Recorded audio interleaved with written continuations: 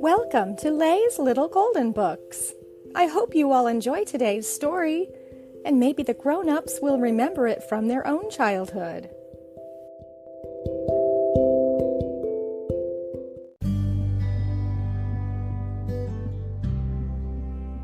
The Store-Bought Doll by Lois Meyer, a little golden book that used to be one of my favorites as a child. Once there was a girl named Christina who lived on a farm with her mother and father. Christina had a red and white rubber ball. She had a skipping rope and a calico beanbag. Best of all, she had a rag doll named Lucy that her mother had made for her. Every morning, Christina helped milk the cow and feed the chickens. Then she helped dry the dishes and sweep the kitchen.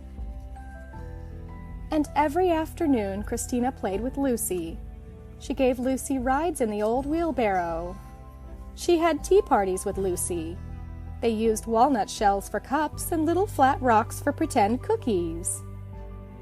She climbed the apple tree with Lucy and told her special secrets. And every night, after she ate supper and had a bath, Christina took Lucy to bed with her. She hugged Lucy and held her tight until they both fell asleep. One day, a man came to Christina's house. He was wearing a fine suit and a silk tie. "I'm having trouble with my automobile," he told Christina's father. "May I borrow some tools?" "Of course," said Christina's father.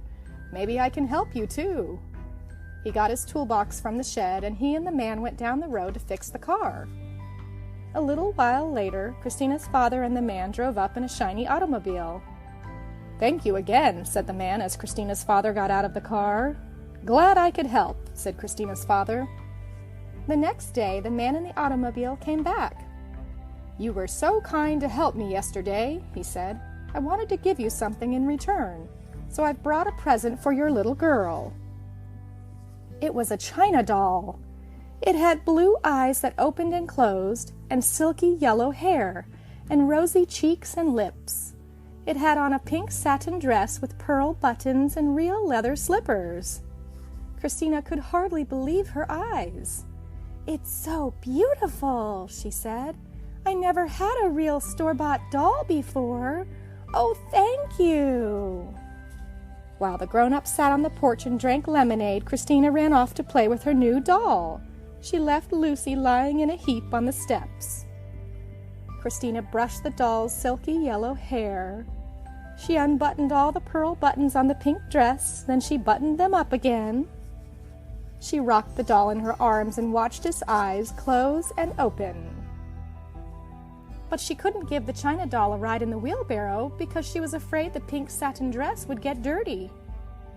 She couldn't have a tea party with the china doll because she was afraid the walnut shells and rock cookies would scratch its rosy cheeks and lips.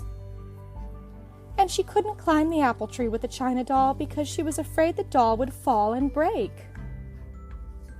Late in the afternoon, Christina stood on the porch with her mother and father and waved goodbye to the kind man as he drove away. And that night, after she ate supper and had a bath, Christina put the beautiful new doll in a corner of her room. Then she crept downstairs and picked up dear old Lucy. She took Lucy up to bed and held her tighter than ever until they both fell asleep. The end.